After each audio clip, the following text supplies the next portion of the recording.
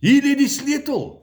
Die beloftes aan Abraham en Israel word nie in die nasie, nie in hun nasie of in hun spesifieke land vervul nie. Kan ek dit weer sê, asseblief, dit is iets wat jy moet besef, meneer, mevrou, my vriend, iets wat jy moet besef. Die beloftes wat God gemaak word nie in 'n spesifieke nasie, of in 'n spesifieke land, of 'n spesifieke geografie vervul nie, maar dit word vervul in Christus, in almal wat glo. Is baie belangrik.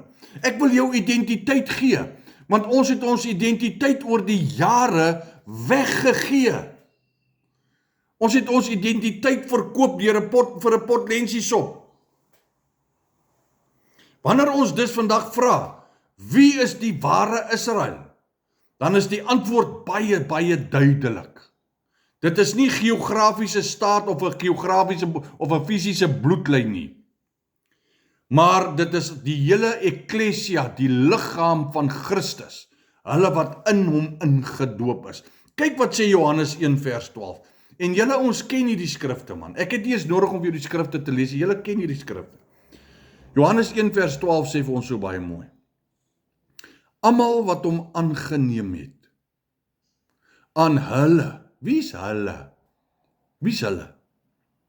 Hulle is almal wat hom aangeneem het. Met ander woorde, die Jode moet ook ingesluit word in hierdie hulle. Hulle moet hom ook aanneem. Hulle moet ook by die kruis kniel. Aan hulle het hy mag gegee om kinders van God te word.